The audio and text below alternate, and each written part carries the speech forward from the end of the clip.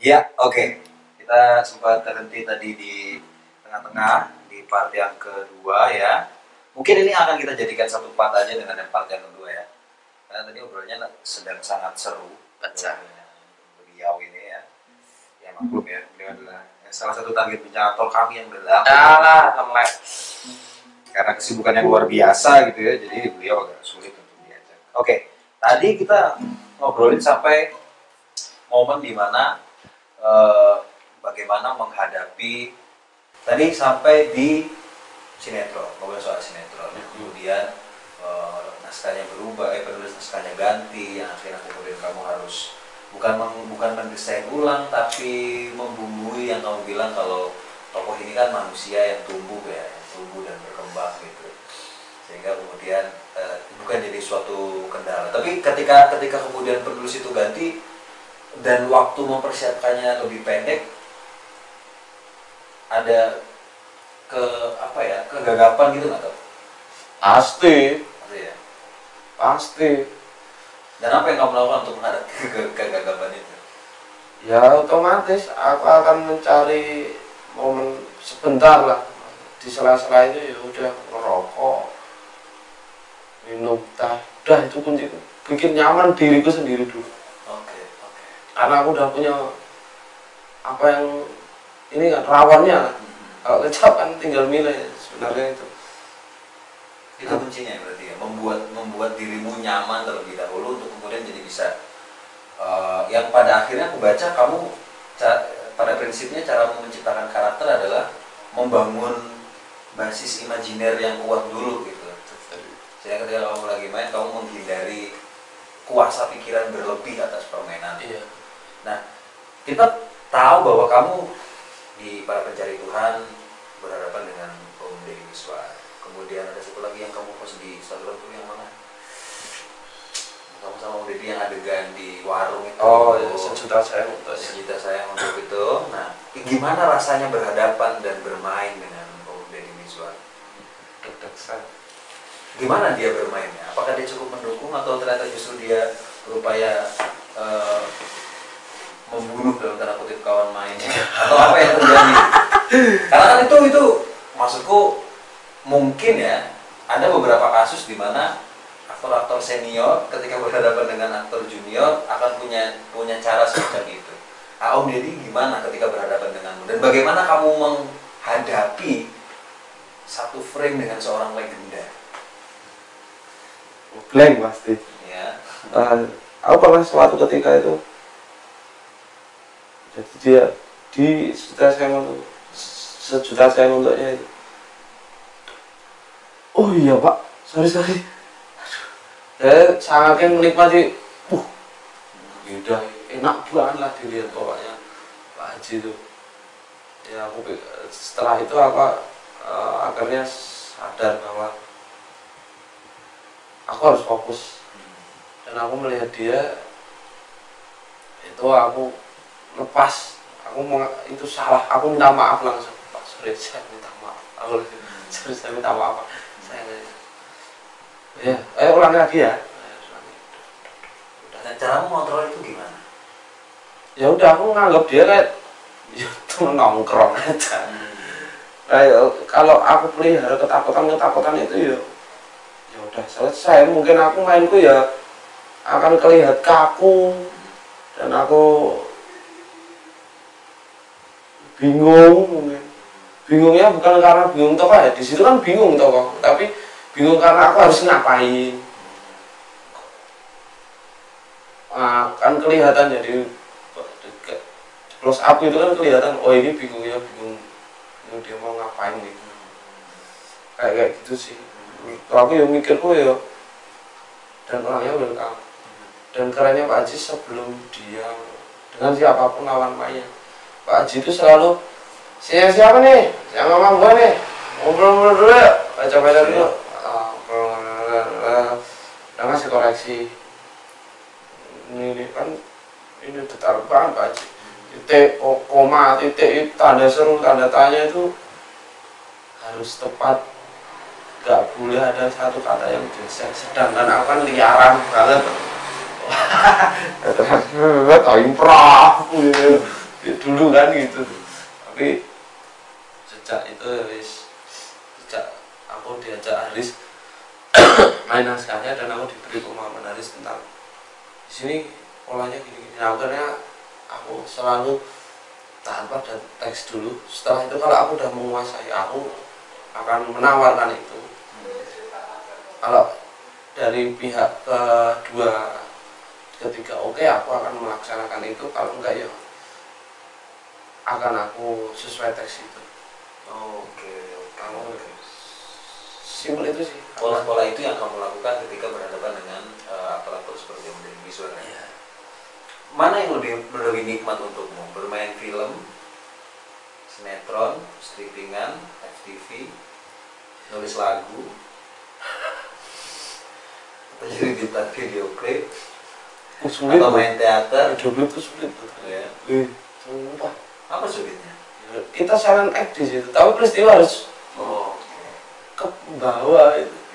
Itu sulit silent act selama satu lagu itu, apalagi sendiri gitu ya. Hihihi, itu keren. Nah, mana yang lebih nikmat untukmu? Bermain film, Panggung. teater? Aku nggak sampai telepon. Kapan terakhir kamu main panggung? Apa nih? Sudah seneng ya? Iya. Tapi lupa aku di mana. Nggak pengen monolog lagi? Mau banget. Ini naskah yang ketiga ya, aku dari naskahnya Mas Andi lagi. Tapi, tapi aku belum menemukan virtuali. Iya sih, teater yang virtual. Aku belum bisa berdamai dengan itu. Belum bisa menemukan formulanya juga. Aku beberapa lihat teman-teman yang virtual juga. Apa bener ya? Maksudnya bukan bener salah ya, tapi apakah formula ini tepat enggak sih untuk nextnya?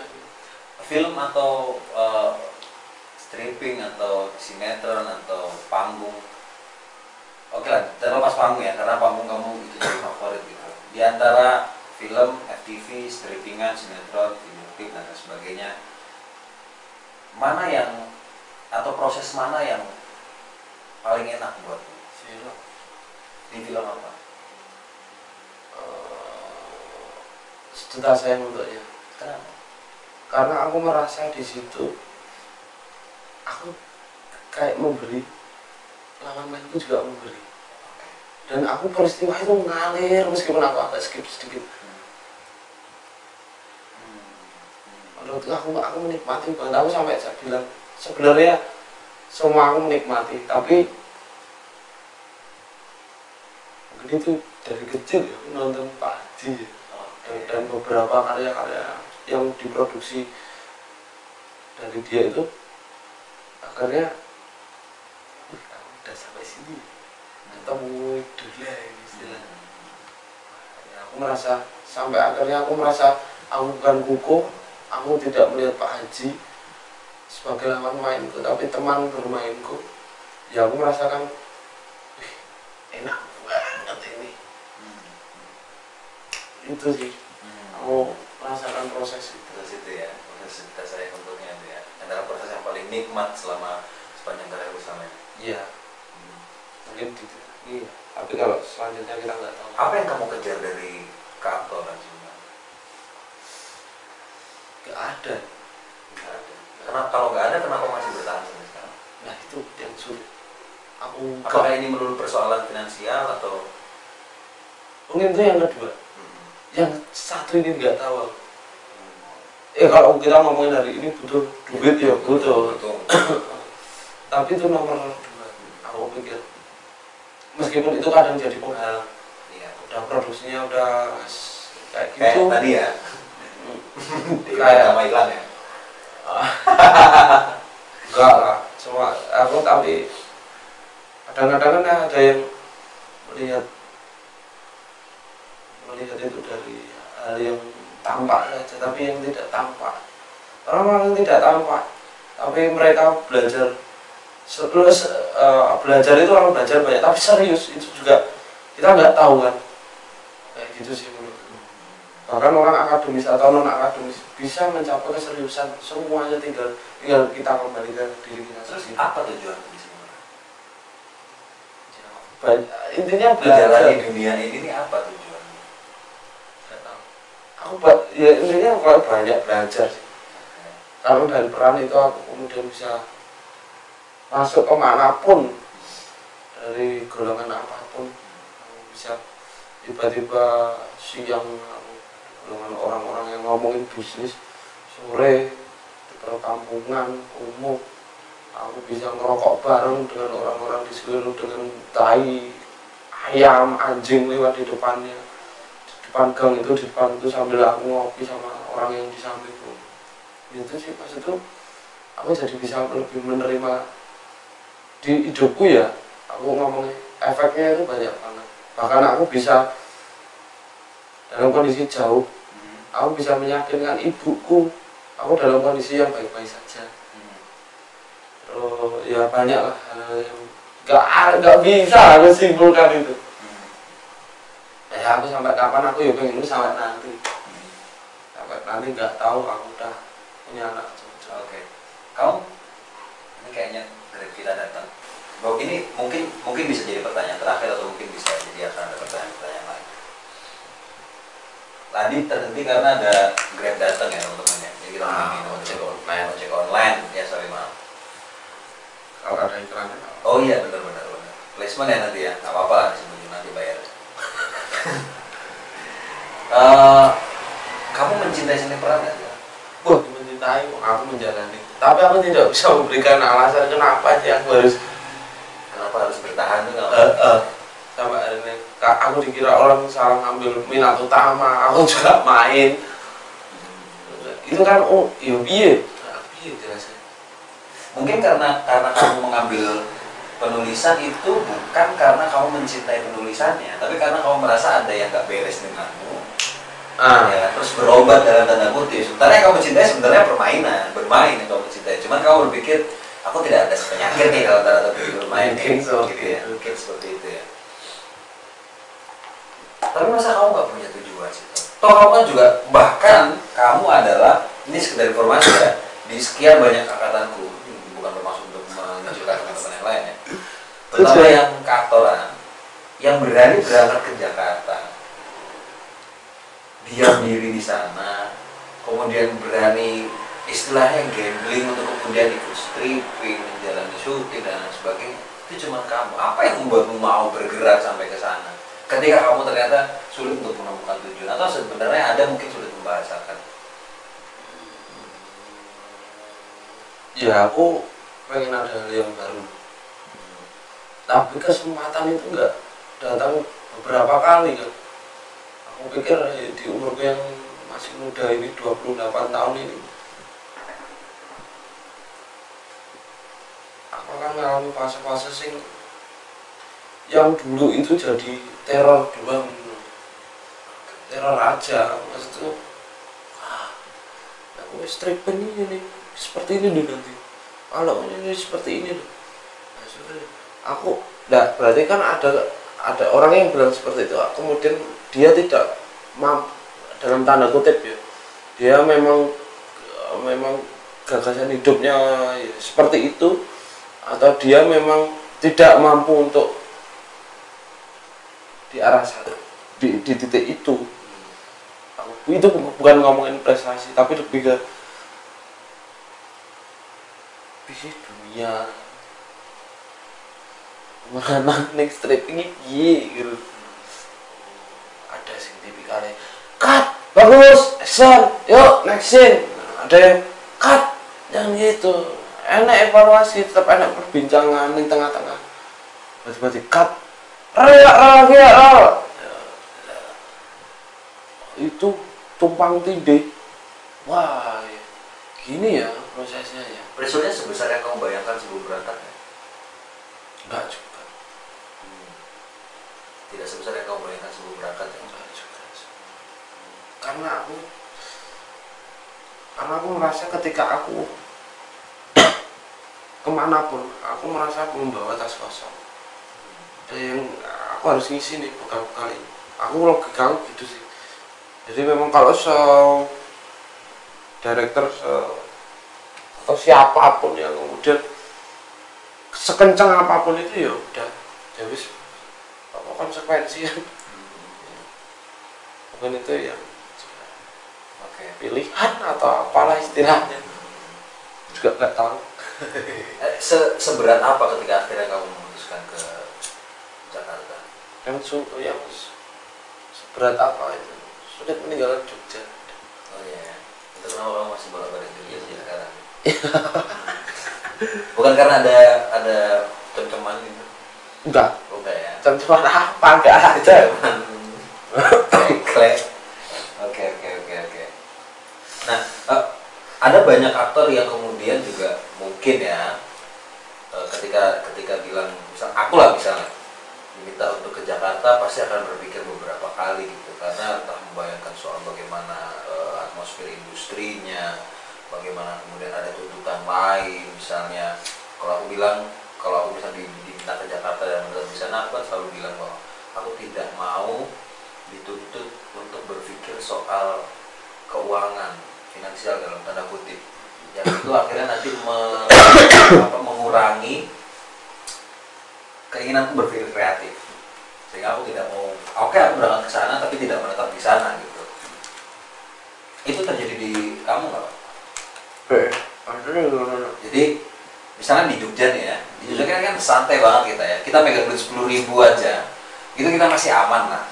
Istilahnya kita hampir tidak mungkin kelaparan. Ketakutan itu di sana tidak bisa makan, tuntutan finansial, apalagi misalnya gaya hidup dan lain sebagainya. Dan di Jakarta kan industrial banget nih, ya kan? Pergerakannya kan cepat sekali, beda sama Jogja yang pergerakannya tuh agak santai tapi pasti gitu. Jakarta kan kiri kanan sikut-sikutan nih istilahnya nih. Ya, pertama yang kita tanamkan adalah kita sedang mencari sesuatu, bukan materi atau apa. Yang materi kan efek dari itu kan, itu akhirnya niat baik aja udah. Kalau aku situ, dimanapun ada orang baik, aku bisa ketemu tiba-tiba makan, ini nggak tahu di jalan. Yang pertama aku harus bolak-balik Jakarta Timur ke Cibubur, terus aku sempat tidur masjid di POM dan yang lain sebagainya. Itu tiba-tiba ada salah satu pemain maksa aku untuk masuk mobilnya, adalah pemain lagi yang ngasih kunci rumahnya yang kosong untuk aku tinggal di situ. Yang aku pikirkan cuma, gila, ada ya orang baik di sini ternyata. Itu mindsetku yang selama ini saya yang salah. Nah, di titik itu aja sih waktu itu. Ternyata Jakarta tidak seseram yang diperbincangkan. Iya, nggak semua orang itu jahat yang ada di Jakarta, tapi kita tetap harus berhati-hati. Pernah mengalami proses penipuan atau peristiwa yang menurutmu, wah ini di Jakarta yang kubayangkan itu sekeras ini nih? Ya, aku menganggapnya enggak sih. Karena aku menyikapi itu ya, aku kehilangan sekian, aku akan dapat lebihnya. Mungkin ya, pas apa ya, itu akan kembali dengan pas. Kalau nggak cukup lebih atau enggak, tinggal kita mau ini aja, apa itu istilahnya, minta doa ke ibuku sampai nurut kayak segitu. Jauh pernah aku ngelamun di perempatan itu, bawa tas baru datang syuting stripping, sudah rilis ya, makasih ya, besok datang lagi, tunggu kali ini. Oke mas, jalan bawa tas itu kayak sinetron nama orang kampung ke Jakarta itu, bawa tas gede, nyebrang aja lama karena bingung motor terus jalan ini gimana ya Allah, nyebrang gimana ini.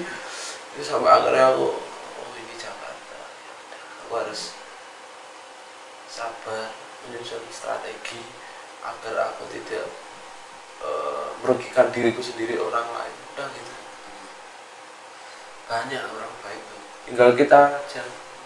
Dan ketika di Jakarta sesulit yang kamu bayangkan menjalani karirnya? Enggak. Oh iya, kalau itu kan beda-beda sebenarnya kalau karirnya ya. Karena lagi-lagi relasi dan kamu berada di lingkungan mana itu pengaruh penting. Meskipun kamu punya skill, kamu tidak punya cara adaptasi sosial yang bagus, yang paling enggak kamu punya niat baik dalam sosial itu, ya kemudian ya kamu akan gak lama, aku pikir gitu. Ya kalau kamu memang orang yang santai, relax, gak banyak omong, ya gitu aja, nggak usah bohongin dirimu sendiri itu loh. Maksudnya tiba-tiba kamu ke Jakarta dengan cita-citamu ingin menjadi artis, aktor atau art yang lain gitu, jangan sampai pola hidup yang sudah kamu bangun itu lompat tiba-tiba, kamu akan bunuh diri di situ. Karena yang namanya pola gaya hidup itu lebih serem dari pembunuhan. Berarti kamu tidak membangun ekspektasi ketika mau berangkat ke Jakarta? Ya enggak, niatku bukan ekspektasi, tapi aku cari bekal ini loh. Kan janggaku aku pikir aku mungkin enggak dueng, enggak des, enggak dadas gitu. Tapi ya mungkin harus step by step. Ya mungkin itu. Oh, ya memang aku harus nggak bisa jalan merangkak sampai akhirnya nanti aku nggak tahu aku bisa lari apa, atau aku bisa naik motor untuk mencapai tujuan, atau aku bisa naik pesawat, atau aku bisa naik kereta, atau bisa naik delman dan yang lain. Aku nggak pikir itu. Ya tak pikir ya udah yang di depan ini kira-kira aku bisa menyelesaikan apa yang aku harus selesaikan. Kalau enggak aku bisa menikmati enggak? Oke, aku nggak bisa menikmati nih polanya kayak gini. Apa? Ya udahlah. Kalau mereka polanya seperti itu, aku harus menyisihkan, mengikhlaskan kenikmatanku itu untuk kenikmatan orang lain juga. Ya udah. Gitu. Yang penting aku nggak mencederai perasaannya, pikirannya. Gitu. Sudah puas dengan capaianmu sekarang? Ya belum. Ini kan belum apa-apa. Belum apa-apa masih. Tapi menurut banyak orang kan mungkin capaianmu adalah capaian yang tinggi gitu loh. Tapi bagimu masih belum apa-apa ya. Kondisi sekarang, kamu bahkan sudah menaikkan umroh ya kalau nggak salah ya, ibu. Sudah memberangkatkan umroh ibumu kan. Itu titipan dari pendahulu-pendahuluku yang mungkin doanya yang kemudian untuk fisiknya disampaikan ke aku. Ya wes lah. Aku juga tak apain ini ya, ini tak apain. Aku langsung kepikiran ibuku. Malam itu juga aku telepon, Bu, transferan ini sudah prepare. Bismillahirrahmanirrahim, berangkat ya. Aku bingung. Aku gak punya tujuan yang lain soalnya. Punya duit itu aku juga nggak kepikiran sebenarnya. Gila, ngapain ya? Apa itu artinya kamu benar-benar nating tulus gitu? Enggak juga. Dapat ya iya, oke, nggak dapat ya udah. Nah itu kan kepending bayaran. Jadi setelah aku menjumlahkan itu masih diuji lagi untuk menunggu itu turun selama berbulan-bulan. Sementara aku udah utang temanku. Jadi tabunganku udah dier, aku numpang.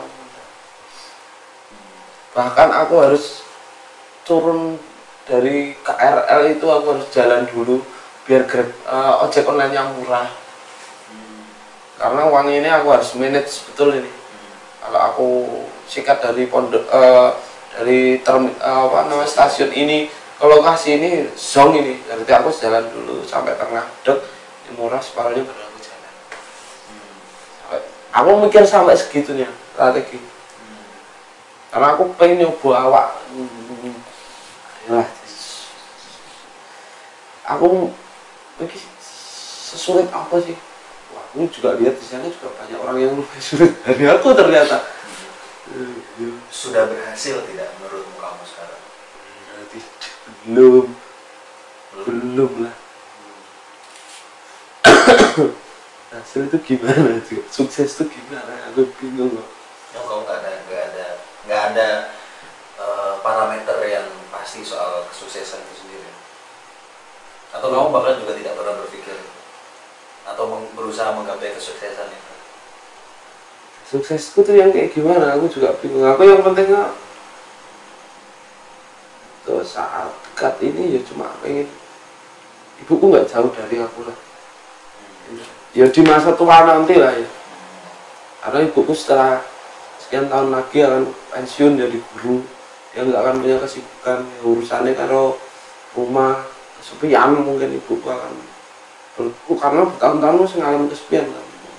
Nah, setelah itu mungkin ya ini sih aku harus punya intensitas yang lebih untuk ketemu ibu. Buh piye carane tahu aku tuku omah nang kene kita hidup di sini sama calonku nanti misalnya ya di sama tahu diamini sama amin kantor kan ya pokoknya itulah pokoknya yang paling aku pikiran cuma itu selain orang-orang di sekitarku ya pertama ibuku dulu lah. Nanti yang lain buh piye carane aku tidak menjanjikan ya. Pernah capek dan berniat berhenti dari sini keras? Belum. Pernah kecewa banget dengan? Kalau kecewa iya dong. Sampai pengen enggak kalau kecewa itu ya aku masih malah ya ternyata kepikiran itu sampai itu persoalan permainan atau persoalan permainan loh. Enggak, kalau kecewaku di situ sih lebih ke situ, enggak yang kemudian saya itu mandek tapi cukup deh ini. Pernah merasa paling gagal dalam permainan di mana? Apa ya? Paling film-film anak-anak kampus aku ngerasa ada beberapa judul yang nggak usah aku sebutin. Kalau yang paling berhasil jadi belum kalau berhasil tapi aku mungkin fasenya aku kamu paling puas lah paling berhasil nikmat lah gua belum kepuas malah enak nih pak ya tahu Pak Haji itu okay. Los Jakarta yang pertama Los Jakarta yang kedua kalau lawan main sama Pak Haji kalau secara tim Los Jakarta aku pikir itu semua karakter jadi peristiwanya padat dari gagasan gambar dan yang lain sebagainya jangan menurutku ya sedangkan sepengetahuanku ini ya, aku yang belum paham masalah tata cahaya di film terus angle lensa pakai lensa berapa belum sampai tapi aku merasakan gini enak seneng aku. Oke, menarik. Terakhir ya, untuk teman-teman yang berniat atau sedang menjalani seni peran dan berniat untuk berangkat ke ibu kota, apa yang mau kamu sampaikan? Mungkin pesan-pesan terlalu berat, tapi apa yang mau kamu kasih tahu ke mereka gitu, sebelum mereka kemudian punya mimpi yang begitu besar pada seni peran? Yang pertama dari seseorang yang pernah didik aku tidurnya bareng makan satu bungkus makanan untuk berdua itu siapa ini? Ada orangnya kamu kenal? Oh iya. Dia cuma bilang berdamai dengan dirimu sendiri habis itu bekerjalah keras. Aku menambahi bekerjalah dengan keras karena kalau sudah berdamai itu apapun akan ya wis ayo karena wis damai kan. Kalau setelah itu mungkin ada orang yang membenci kamu atau orang yang menghalang-halangi kamu alhamdulillah sampai sekarang aku nggak ada ya nantinya akan diarahkan lah sama Gusti Allah menggokmu kayak gitu sih. Masih percaya seperti itu. Kalau kalian mau memulai dari manapun harus berani ngambil resiko sekecil apapun. Jangan mikir yang besar dulu, kecil aja lah, resiko yang paling kecil. Ambil resiko itu, terus kemudian siaplah kamu akan ditelanjangi dan kamu akan dikasih pakaian yang baru. Tapi jangan lupa kamu dulu pernah memakai baju yang seperti yang pernah kamu pakai. Ada ya hanya untuk media alarm pengingat, karena hal yang paling membangkitkan sesuatu itu dari mana kamu berangkat. Karena proses itu ya kadang juga mengkhianati hasil juga, tapi proses itu juga akan membuktikan bahwa kamu sudah menjalaninya. Oke. Itu adalah sebuah pesan dari Kuku Prasetya Kudamai. Kita akan terima kasih karena sudah menonton Bincang Aktor. Ini part yang kayaknya akan kita pisah tetap ya, karena ternyata kita ngobrol setengah jam ini. Iya pecah. Iya pecah. Maaf ya teman-teman kalau ada salah-salah. Mau apa ya? Banyak sekali. Terima kasih karena sudah mau datang di Bincang Aktor, Mas Kuku. Karena sudah aku terima kasih. Aku aktor setelah sekian lama Anda menahan diri. Akhirnya Anda mau diundang juga gitu. Semoga proyek-proyek selanjutnya sukses. Amin. Semoga kita satu frame lagi. Kita nggak pernah satu frame ya? Pernah nggak sih? Pernah bro. Gimana nih? Mesti dah. Oh iya, mesti kita pernah satu frame ya. Oke. Ya semoga kita bisa satu frame lagi. Dan terima kasih sekali lagi. Dan untuk teman-teman yang nonton bisa di follow Instagramnya Mas Kuku Prasetya Kudamai. Itu followernya lebih banyak dia daripada apa? Wah, sama follower tuh. Sekian. Terima kasih, sampai ketemu di Bincang Aktor berikutnya. Pak Aktor. Assalamualaikum.